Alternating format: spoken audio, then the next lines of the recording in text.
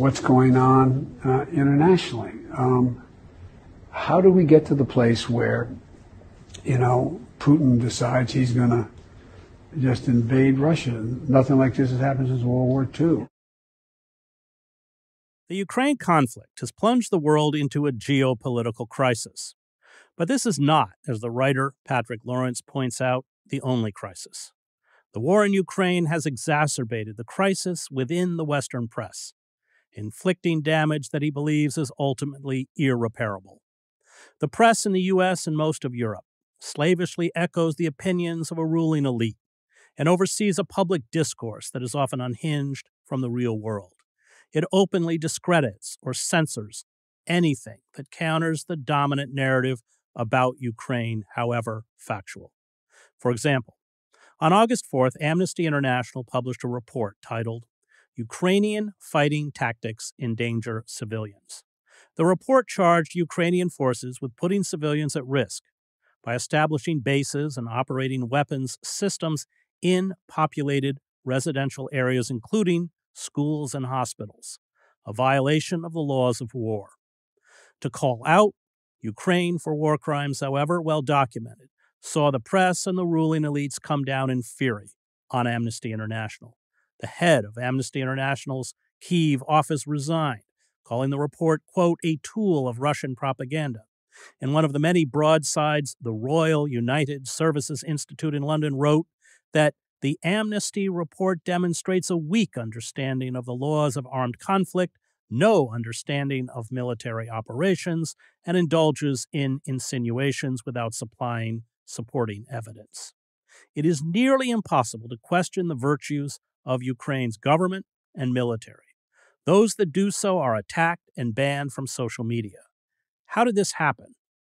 Why is a position on the war in Ukraine the litmus test for who gets to have a voice and who does not? Why should a position on Ukraine justify censorship? Joining me to discuss these questions is Patrick Lawrence, who was a correspondent and columnist for nearly 30 years for the Far Eastern Economic Review, the International Herald Tribune, and the New Yorker. He is the author of Somebody Else's Century, East and West in a Post-Western World, and Time No Longer America After the American Century. I just want to begin with that first question because it does mystify me. The United States is not actively engaged in a conflict with Russia in Ukraine. It's a proxy war. Why has any criticism of Zelensky or the Ukrainian government or the Ukrainian military become such an anathema within the media landscape? Yeah. Nice to meet you, Chris, to begin with. A face to a name after reading you for years. There are a couple of ways at that question, maybe more than two. Mine, I begin with something John Pilger said back in 2014 after the American cultivated coup in Kiev, not precisely the beginning of this crisis, but certainly a mile marker. And he observed during a lecture at Berkeley, ours is an information. Ours is a media age and an age of war by information. Defamation by information, etc. And I've been really struck the extent to which that quotation, 2014, 2004, 8 years old now, really, it's quite remarkable the extent to which this is kind of a meta war being waged in words, in column inches, and so on. And that leads me to my second thought on your question, closely related to my first. It is very important to keep the reading and viewing public, ours in America, the Brits and so on, behind this project, because public assent, perhaps my word is acquiescence, is essential, um, in direct proportion to the bloody senselessness of the whole thing, right? We've got to keep those blue and yellow flags waving off the front porch. And therefore, you can't have any cracks in the facade. Um, a report like this risks, rather perilously, if a lot of it comes out, public support for this conflict. And, given all the sacrifices people are being asked to make in behalf of this campaign, and I am, have no doubt we haven't tasted the worst of it. Given all those sacrifices, people really do have to have their minds massaged in order to maintain public support. Those are my thoughts on it.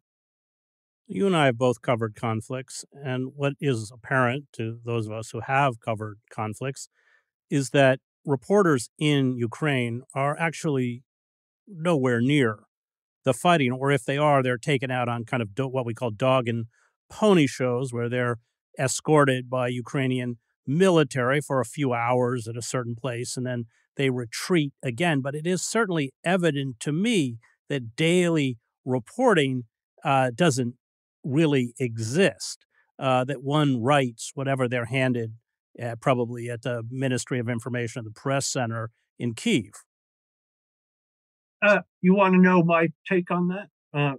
I, I go back to, I just finished a column for Bob Shear literally 2 hours ago. This is on Shear Post, yeah, which we both write for.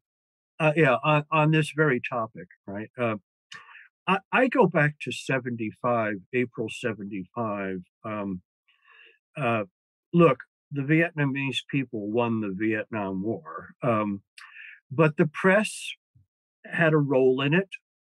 Our anti-war movement had a role in it. And I think the governing elite and the defense establishment, the national security state, was, we'll use the phrase, sort of nostalgic. They were fairly freaked out after that.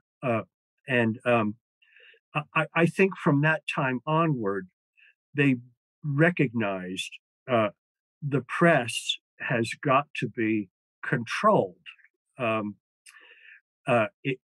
these kind of war situations.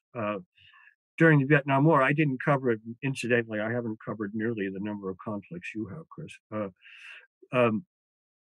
The press could basically, correspondents could basically go where they wanted.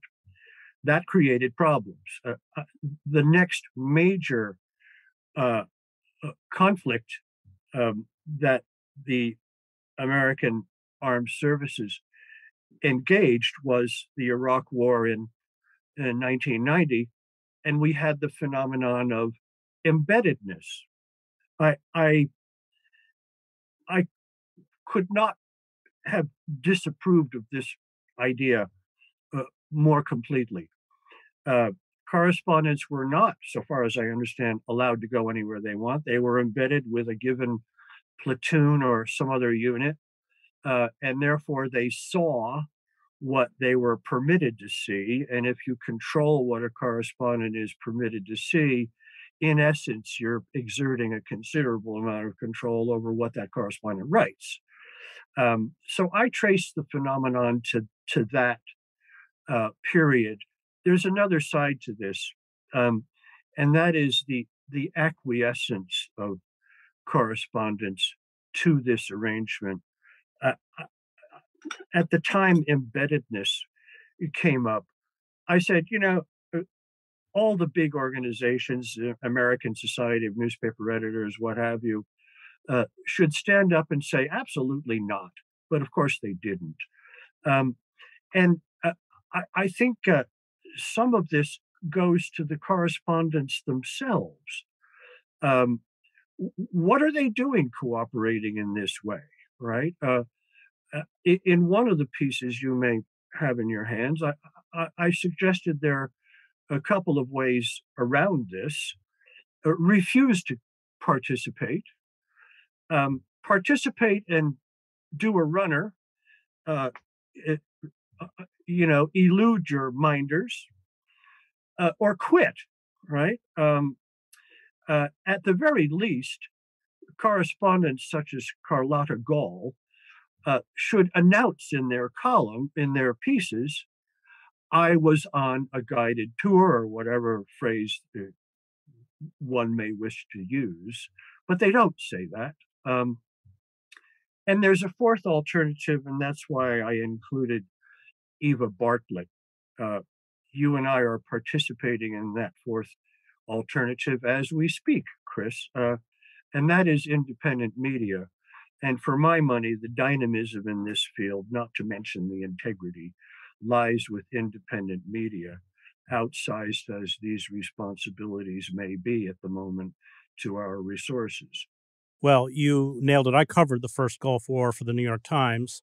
I'm an Arabic speaker. I didn't need to be escorted around, nor having covered conflicts 5 years alone covering the war in El Salvador, was I about to be escorted around. I violated the pool system. I lived out in the desert, ended up entering Kuwait by attaching myself to a Marine Corps unit. But there was something that you said that was very important, which is true. And that is that the majority of the press wanted those restrictions. This is true in many of the wars I covered, because much of the press did not really want to leave the hotel. They did not want to go near the fighting, which is a perfectly rational response to war, but then they shouldn't be there. And so we were battling not only the attempt by the military to censor us, but battling most of those within the press who wanted to pose as war correspondents on these little dog and pony shows that they were taken on for a few hours here or there. They liked playing Boy Scout, dressing up in military uniforms and, being part of the group. And they were completely obsequious. I mean, this was kind of the irony. You're right that these restrictions were imposed because of the relative freedom that the press had in Vietnam. But they didn't need to impose them because 90+%, maybe more than 95% of the press was perfectly happy to do the bidding of the military. I have a question for you. You were there. What do you put it down to? Gutlessness? Yeah, cowardice. Absence of principle? Cowardice. War reporting as entertainment? I would put it down to cowardice, in that they didn't want to go out, and careerism. That they wanted to be credentialized as war correspondents without being war correspondents. So I was not working for the New York Times in the war in El Salvador, so I didn't have that kind of power. But those of us who were going out and reporting on the atrocities in El Salvador were battling establishment figures such as with the New York Times, a horrible woman there who never left the hotel and wrote whatever the embassy handed her. So we were battling not only the forces, the local forces that were attempting to block our reporting, but the press, competitors within the press, especially papers like the New York Times, who were printing stuff diametrically opposed to what we were writing. Of course, it was false. And so getting back to the Ukraine, my problem with the reporting, and I know this is your problem as well, is that the truth about how information is being managed, and let's be clear, I've covered many wars. Both sides in a war lie like they breathe. The Russians are lying in the same way the Ukrainians are lying. The only way to tell is if you're there. But I think there is not the understanding by the mass of the American public and probably the European public that most of the press, in essence, is not there. Yeah. There's culpability here, Chris. In their own way, the Western media are prolonging this conflict just about as much as the Brits are when they're sending missiles or whatever we're sending at the moment. It's a part of it's a part of this that bears quite serious responsibility.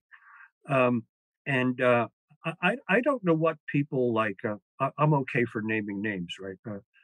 I don't know what people like Andrew Kramer and Andrew Higgins and so on are thinking when they're out there reporting on events they haven't witnessed, um, telling us, if they tell us at all that they're quoting Ukrainian accounts, it's in paragraph 12. Um, I don't know what they're thinking. I don't know whether they think this is harmless, as you say, careerism. I wish I had thought of the word myself, right? Um, I don't know, but I I can say with confidence, you know, I honestly think I would never have done that during my years as a correspondent. I would have just Well, thrown the trench I coat didn't at do it. them. I told the New York Times I came to be a reporter, and if I can't be a reporter, I'll go home. Of course, Cheney tried to expel me, the irony being that he couldn't find me. He was the defense secretary. It's because I was sleeping literally with Bedouins up near Kuwait border. I want to talk about the censorship that's taken place because when there are reports, I mentioned the Amnesty International report, but you write about CBS in a report where they documented that some 70% of the weaponry and material the U.S. and its European allies sent to Ukraine never reaches the AFU. It is diverted, and we can safely assume sold on the black market. And then what happens? Because, first of all, Ukraine was reputedly one of the most corrupt regimes in the country. It was a transparency, according to Transparency International. But just use that as an example of how anything that is negative or reflects negatively on Ukraine is immediately shut out. Yeah, yeah. I often wonder how much can you sweep under the carpet until the lump under the carpet is just so large you can't even walk across the room, right? Uh, there's something, a phenomenon I like to call polo, the power of leaving out, uh, uh, lying by omission, right? And we were reading, well, the paying attention among us have been reading for a good while now that the weaponry America, Britain, and to an extent the Continentals are sending in is not getting anywhere near the front lines, a considerable percentage of it. And so, the CBS report was in in the way of a very useful, uh, concrete confirmation. Number one, they had some good sources, and number two, the phenomenon had broken the surface and uh, found its way into mainstream media. Right, that those were the important things about that. And then, as I said of the AI report, they may as well have belched in chapel. You just don't say these things. It goes back to a point we were considering earlier. The public has got to be kept on side, right? Now, I want to mention something else in this line, if I may, Chris. Since the CBS report came out, well, to catch up your viewers, CBS withdrew the report, saying they were going to republish at a later date after a review. They did republish 2 days later, altering parts of it to soften it from the headline on down. And they call this updating these days, right? Um, so that's the fate of that report. It's quite interesting. Neither AI nor CBS retracted what they said. And I detected in both cases a certain conflict between who's on the ground and who's in head office. In the case of AI, field workers. In the case of CBS, correspondents in Ukraine and elsewhere where they did their reporting. Um, you're getting people who are somewhat more concerned with the facts they're unearthing in their reporting versus people who are primarily concerned with ideological conformity, right? I think that's how these things happen. Now, my earlier point, subsequent to the CBS report, the Gray Zone, maybe some of your viewers are familiar with it, published an absolutely extraordinary report by a woman named Lindsay Snell, who's had her ticket punched here and there, Foreign Policy Magazine, I think PBS, and here and there and everywhere. Uh, a really nuts and bolts account of the theft of these weapons based on interviews with Ukrainian soldiers coming off the front. An excellent piece of work. And in the file with Eva Bartlett's work, being there, being on the ground, asking questions of people who are actually participants in this conflict, and the Lindsay Snell piece confirmed everything that was in the CBS report in absolute spades, right? Again, a tribute to the importance of independent journalism. I want to read something you wrote, have you comment on it. All correspondents bring their politics with them, as I did in Portugal. You're talking about covering the Revolution of Carnations in 1975. This is a natural thing, a good thing, an affirmation of their engaged civic selves, not at all to be regretted. The task is to manage your politics in accord with your professional responsibilities, the unique place correspondents occupy in public space. There can be no confusing journalism and activism. You do your best to keep your biases, political proclivities, prejudices, and what have you out of the files you send your foreign desk. It takes discipline and ordered priorities. We are not getting this from the Western correspondents reporting in Ukraine for mainstream media. You may associate the era of mistaking journalism for activism with independent publications, and fair enough, to a point. It happens. The truth here is that almost all mainstream journalists reporting from Ukraine are guilty of this. And I am this far from editing out my almost. They are effectively activists in the cause of the American national security state, its campaign against Russia, and Washington's later-day effort to defend its primacy. Thanks for fishing that out, Chris. That period in Portugal was very important to me. I was in my mid-20s, my first outing as a correspondent. As I wrote in the piece, Lisbon was my classroom. It was extraordinarily invigorating. Just every day was full of vitality. The Portuguese people they just left a very deep impression on me.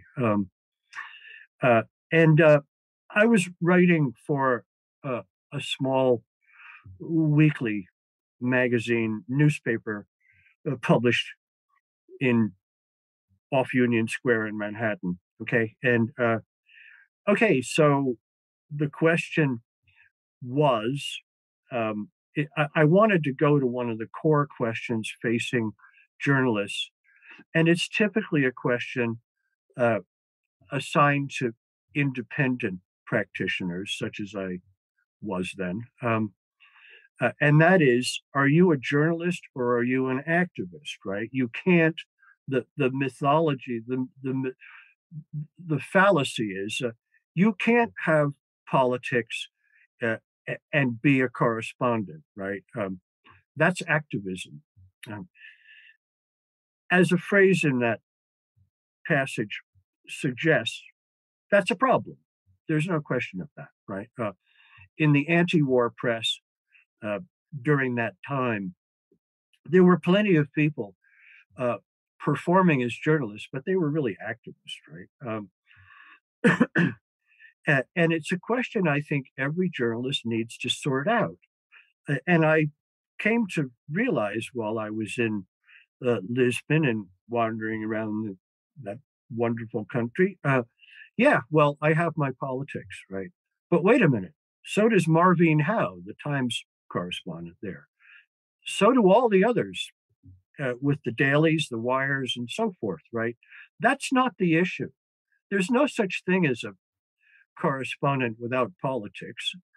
I don't think there's any such thing as a human being without politics, but whether they're understood or not.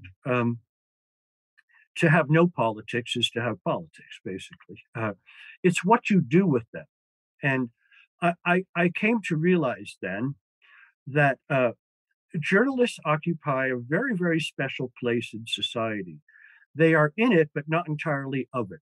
They have special responsibilities, right? And one of these is to order their priorities such that they're perfectly fine having their political views and so on, biases, if you like, but they can't let them inform their work. Let me add, to the fullest extent possible. Okay, I'm talking about ideals, and ideals are never achieved by definition. You do the best you can, right? And that's the point I wanted to drive home. And it occurs to me now, just in the course of watching the Ukraine coverage, these people, the aforementioned Andrews and various others, the Times crew, the Post crew, the Wires, they're basically activists.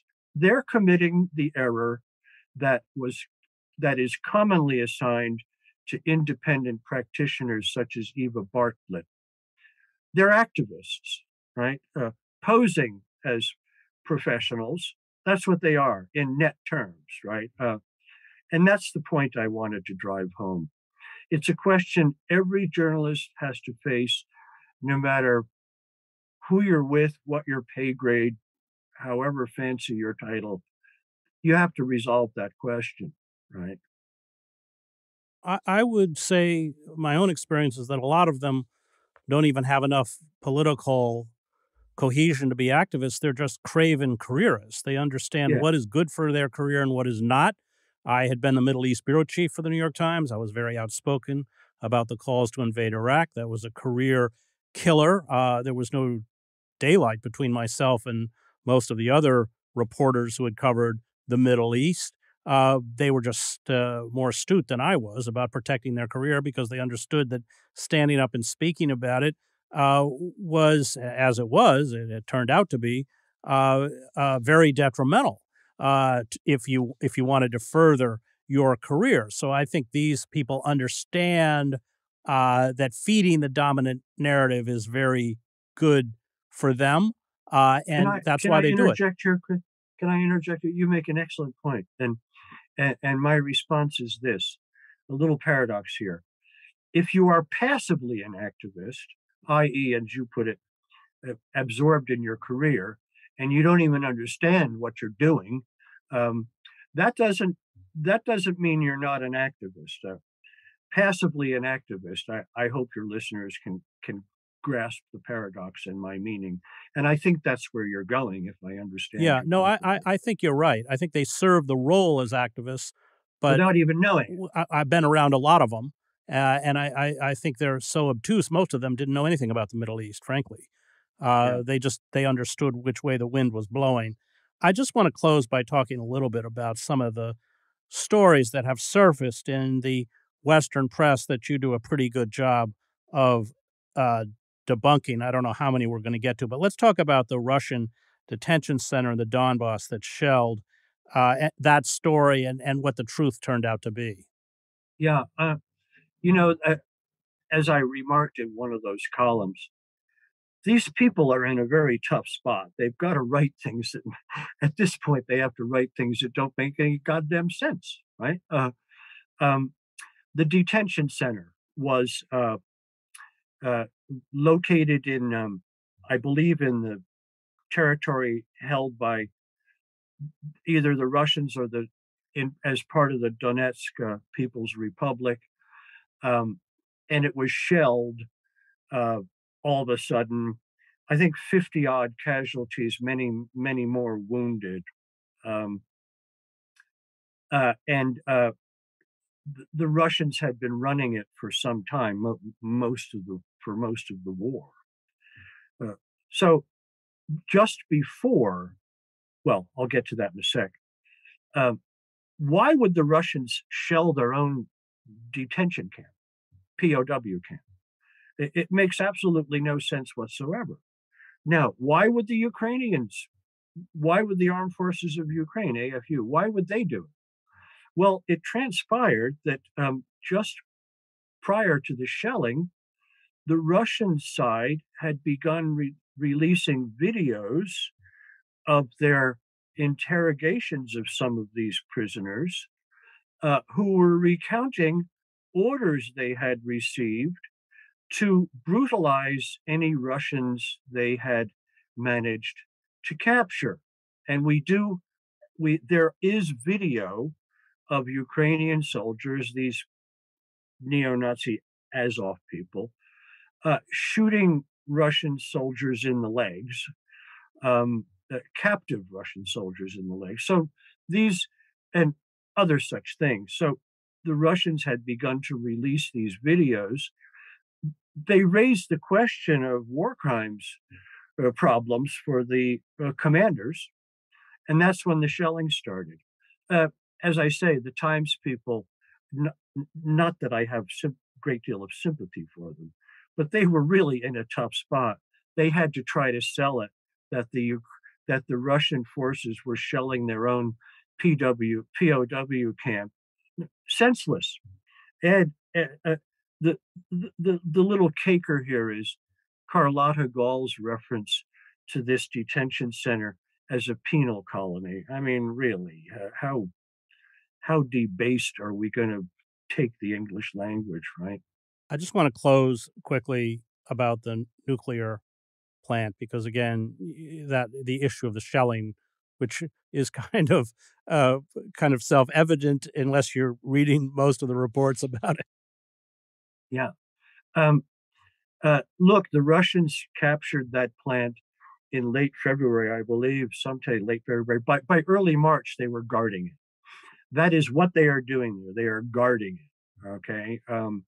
It is on the east bank of the Dnipro River at a very key point. The